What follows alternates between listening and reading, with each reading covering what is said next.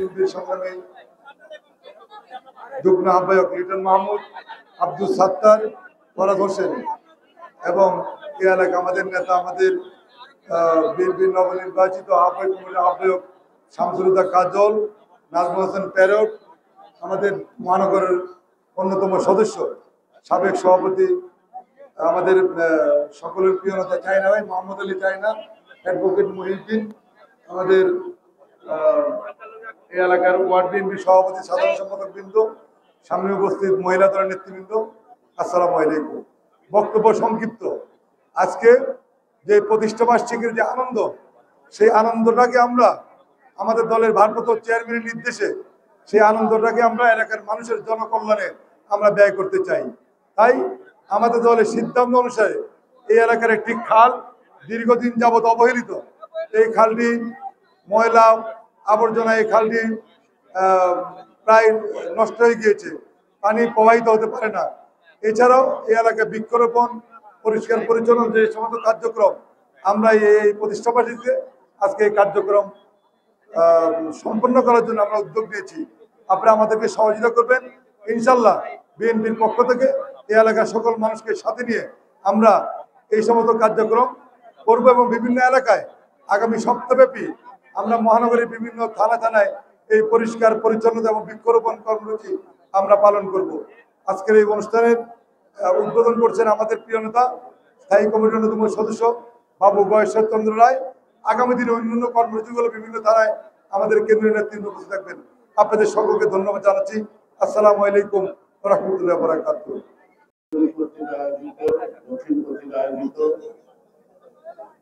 আজকে নালা, ডোবা, খাল পরিষ্কার পরিচ্ছন্নতার অভিযান কিছুক্ষণ পর শুরু করবে। এখানে আজকের সভার সভাপতি রফিকুল ইসলাম মজনু, সদস্য সচিব তানভীর আহমেদ রবিন,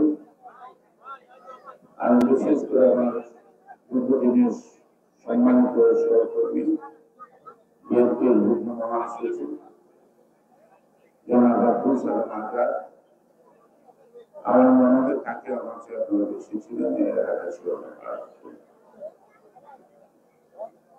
আজকে এখানে থাকার কথা ছিল আপনাদের এই এলাকার জনাব ইনজাফর, তিনি অসুস্থতার কারণে আসেননি, পরবর্তী পর্যায়ে আসবেন এবং কাজটা যখন শুরু হচ্ছে এটা তো শেষ করতে হবে। আর আজকে যে কাজটা শেষ হয়ে যাবে তাও না, আজকে শুরু হবে। যারা এই এতক্ষণ স্লোগান দিচ্ছেন স্বেচ্ছাসেবক, এই কাজটা কিন্তু আপনাকে না, আপনাকে কারো দেওয়ার কিছু নাই, খালি নাম করবে আর পরিষ্কার করে দেখা করবে, ঠিক আছে? এটা দলের নির্দেশ। এটা কিন্তু আমাদের মতো কিছু না, আমাদের দলের বয়স মাত্র 47 বছর পূর্বে স্বাধীনতার মহান ঘোষক শহীদ রাষ্ট্রপতি জিয়া রহমান বাংলাদেশের সর্বপ্রথম খাল, বিল, নদী, নালা খননের প্রকল্প হাতে নেয়। অনেক ছবি আছে, এই ছবিগুলো কথা বলে নিজে হাতে কোদাল নিয়ে ঘন্টার পর ঘন্টা সবাইকে নিয়ে খাল খনন করেছে। এই খাল খননের কারণ তিস্তা ব্যারাজ, ফারাক্কা ব্যারাজের মধ্য দিয়ে আমাদের ন্যায্য পানি ভালো আটক রেখেছে। সেই কারণে বর্ষা মৌসুমের পানি ধারণ করার জন্য যত খাল, বিল, নদী, নালা আছে সেগুলিকে খনন করে অতিরিক্ত পানি ধারণ রাখা।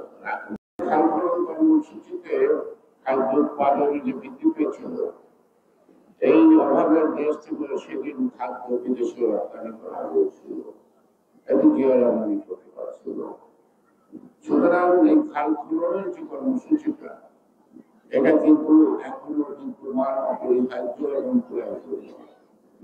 সে কারণে ভারপ্রাপ্ত চেয়ারম্যান জনাব তারেক রহমান সেই 19 দফার অন্যতম খাল খননের মধ্য দিয়ে আমাদের পানি সমস্যার সমাধান করার যে কর্মসূচি ছিল, সেই কর্মসূচিটি আবার আমরা পুনরায় চালু করেছি।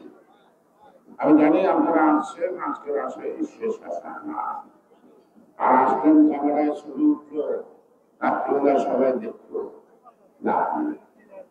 তবে যারা আছেন সবাই আমি আশা করি এই খাল পরিষ্কার করার ক্ষেত্রে আপনারা আজকে অংশগ্রহণ করবেন, আমার সাথে করবেন তো। মানুষের খাল খনন নিয়ে আমাদের সময় সমালোচনা করতো, যাও খাল খননটা মহৎ উদ্দেশ্য ছিল। খালের মধ্যে যে একটা কুমির ক্লাস হয়েছিল এটা খেয়াল করে যায়। সেই কুমিরটা 17 বছর মানুষকে যন্ত্রণা দিয়ে এখন পালিয়েছে দিল্লিতে, এই কুমিরটা।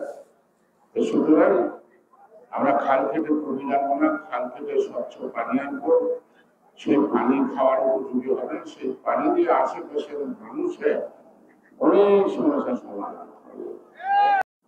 কারণ সরাসরি যদি খালটার পানিটা গ্রহণ করে, খালটা যদি এখান থেকে শুরু না, ওখানে সেগুলো হয়ে চলে শুরু আরো কল্পনা খাল ভাঙল করেন, এটা খাল আপনাদের মতিঝিলের মাঝখানটা এখানে খাল, কমলপুরের এদিক দিয়ে সেই খালটা সংযোগ হয়ে বাংলা নদী থেকে বের করবো। আমরা সেই খালটাকে আবার পুনরায় পুনরুদ্ধার করে আমরা সেই আগের পরিবেশে আনবো। ঢাকা শহরে অনেক খাল ছিল, আমরা আগে বুঝতাম যে খাল বললে কোনো ভালো, কিন্তু খাল বললে কি বিপজ্জনক। সামান্য বৃষ্টি হলে আপনারা রাস্তায় নামতে পারেন না, হাঁটু গাড়ি করে যায়, তাই না? আবার যারা খালের পাড়ে জায়গা আছে তারা পারলে খালের 10 ফুট জায়গা বাড়ায় বিল্ডিং করে। এখন যদি সঠিক জরিপ করে অনেকের বিল্ডিং ভাঙা যাবে। হয়তো আমরা সেই বিল্ডিং ভাঙার পক্ষে না হলেও, কিন্তু আর যেন দখল না হয় এবং সংরক্ষিত হয় সঠিকভাবে, সেই উপকার গ্রহণ করতে চাই। বিএনপির প্রতিষ্ঠা জনসেবার জন্য, দেশ সেবার জন্য। আরেকটা জিনিস হলো যে আমরা কিন্তু সরকার, আপনারা অনেক দাবি দেওয়া করেন, আগে আমাদেরকে সরকার পরিচালনার দায়িত্ব দেন, তারপরে যত দাবি আছে দাবি করেন। আমরা আপনাদের দাবির সাথে একাত্ম, আপনাদের জন্য আপনাদের দলে কি এখন আমাদেরকে যদি দায়িত্ব দিতে হয় তাহলে কি দরকার? কি দরকার? ভোট। জোরে বলেন, ভোটটা দরকার নাকি? এই মাঝে মাঝে নানা ঘটনা দেখেন না, এটা হলো যে আপনাদের ভোটের অধিকারটা যাতে আপনারা না পান, ভোটটা যাতে না দিতে পারেন, তার মধ্যে একটা ষড়যন্ত্র আছে।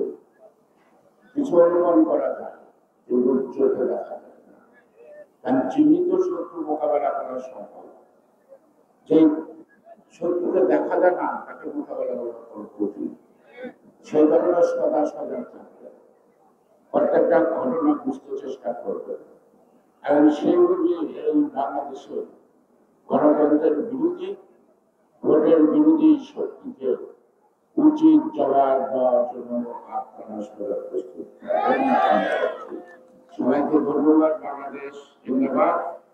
এবং আমি আনুষ্ঠানিক মুখে বলতেছি, আমাদের আজকের এই খালের খননের নাকি শুরু করে ঘোষণা করছি, এখন কিন্তু হাতে সবাই আসেন, আমরা সবাই আসছি। একটা ছোট অবদান রাখলে অনেকের ছোট ছোট অবদান নিয়ে একটা বিল হয়, একটা মহৎ সম্পন্ন হয়। সাংবাদিক আসছে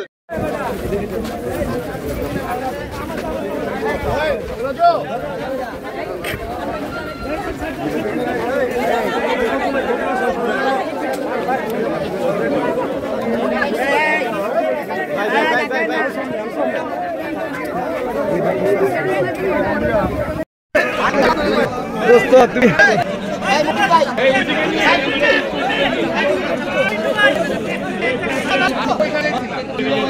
আর ওইখানে যেতে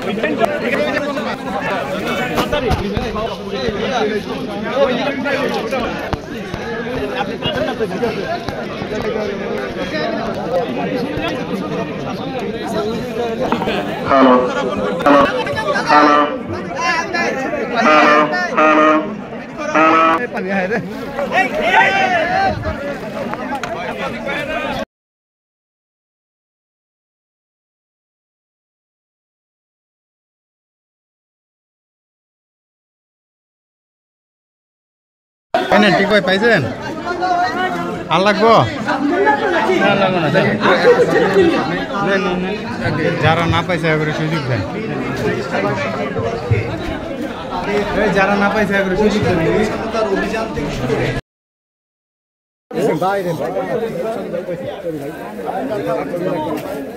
জীবনে অনেক ছবি নিয়েছে এরকম ছবি নিয়ে